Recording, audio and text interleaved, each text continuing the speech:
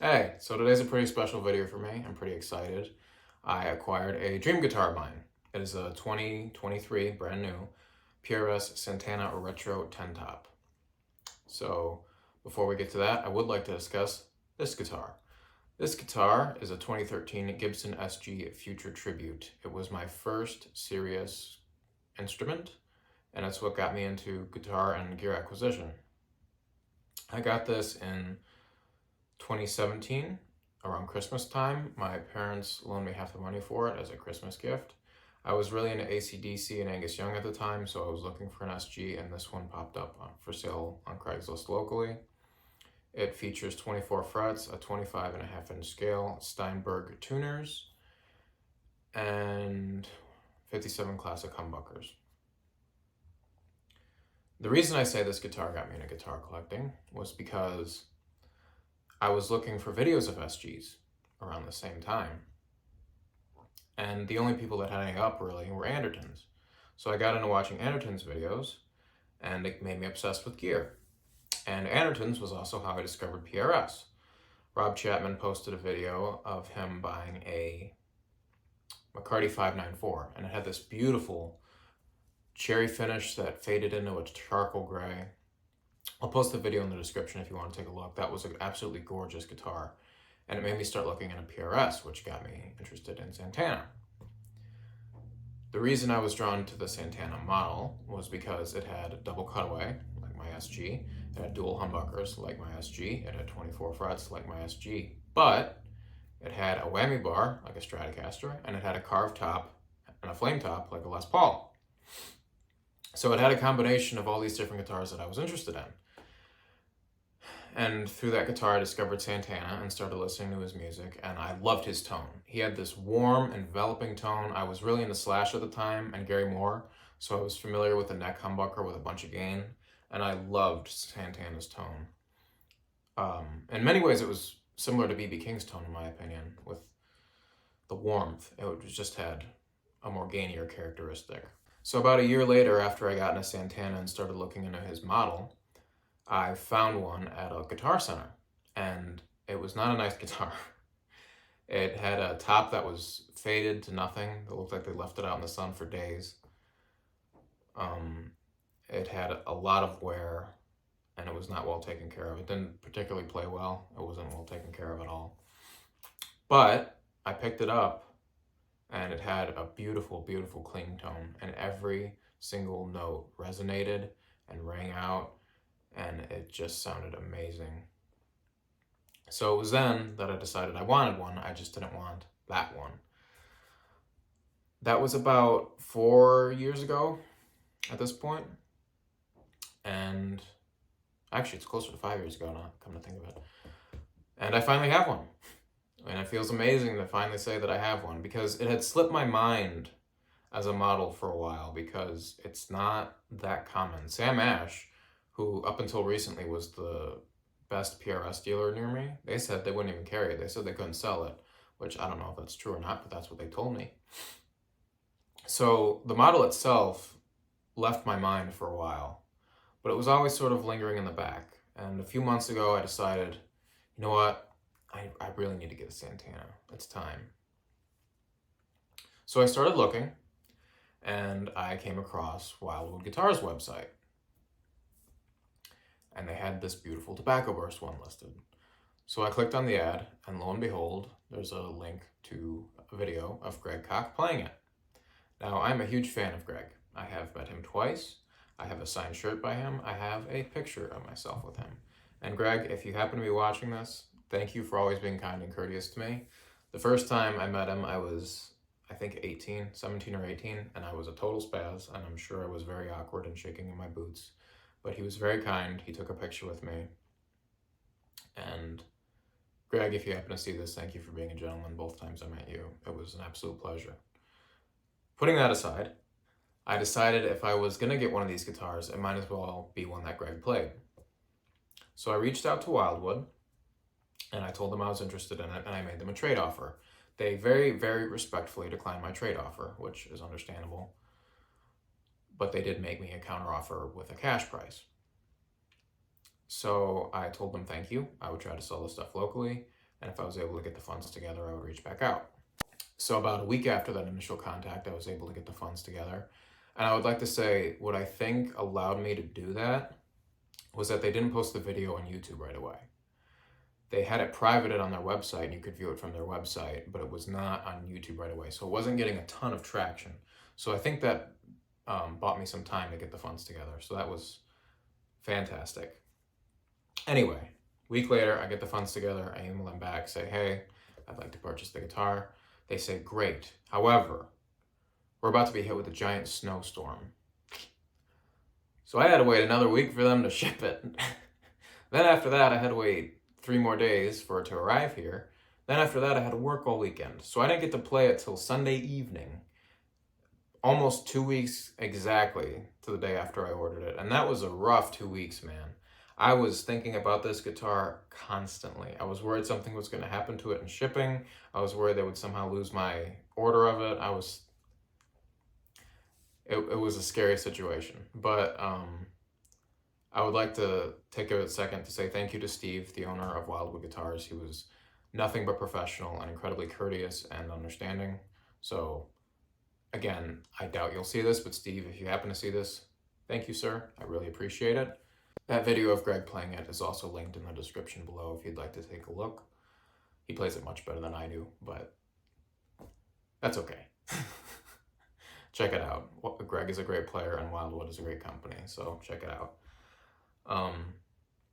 For the first demo of the guitar, I'll be running into that JCM 900 with the volume control on my guitar for the rhythm track at 5 and the tone at 10. For the lead, it will be volume at 6, tone also at 10. And the reason I'm running into that amp first is because that's the same amp I used in my 335 comparison video. So if you would like to compare the Santana to those two guitars, that is an option that is available to you. The first thing I will be recording is inspired by Kenny Burrell. It's inspired by a song called Solomation. I changed it around because I'm not Kenny Burrell and I can't play like Kenny Burrell, but that's what it's inspired by. I was originally going to add a bass track to it as well, but I thought it sounded better with just 2 guitars. So that's the first track. For the second track, I will be going for a more Santana-esque feel and tone. So what I will be doing is trying to emulate the sound of his amps. Now, I do not have 2 overdrive special reverbs, a Mesa Boogie Kingsnake, and 2 Bluto tones like Santana has. However, I have listened to Santana play live a lot through videos, and I have listened to a lot of demos of these amplifiers. So I think I have as much of a grasp of what they sound like as one can without hearing them in the room. So that being said, I will be running a splitter, and the B side of the splitter will be going into a Seriatone HRM, which is a clone of a Dumble, it's just not the exact Dumble.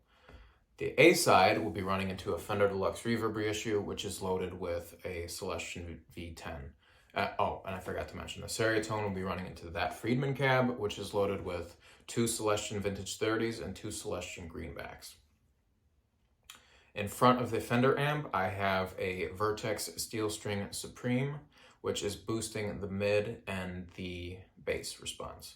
And I also will be kicking on a Nobels ODR1 for the lead tone for that track.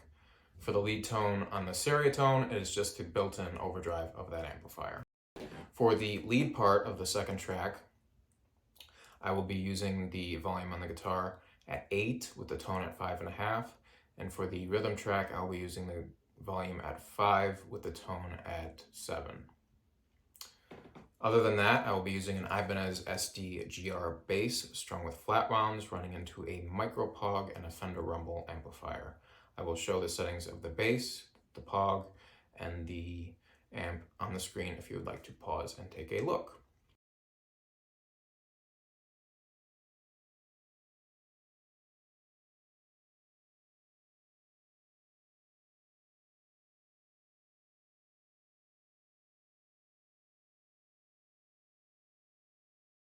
I will also be using an Epiphone EJ200 on this track.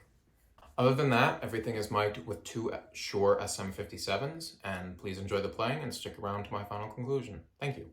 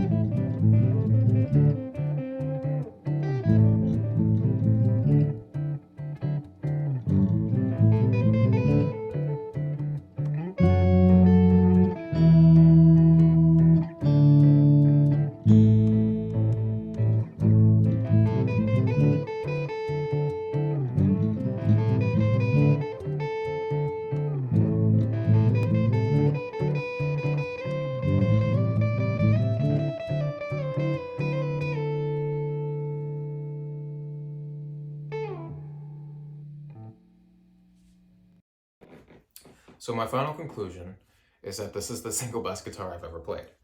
It has everything positive I remembered about the one that was at Guitar Center with none of the drawbacks. It can play anything. It can be used for any genre. You can make it sound like an arch top. The pickups actually reminded me a lot of a vintage Ibanez artist guitar that I had from the 1980s that had the Super 58 pickups in it. These Santana pickups reminded me a lot of that. It resonates better than any guitar I've ever owned, and it sustains better than any guitar I've ever owned. If it's true that Sam Ash couldn't sell these, all I have to say is what the heck is wrong with guitar players? Because if you're in the market for a high-end instrument, I cannot think of a better example than a PRS Santana. I'm kind of disappointed that it took me this long to get one, because it truly is the most special guitar I've ever played.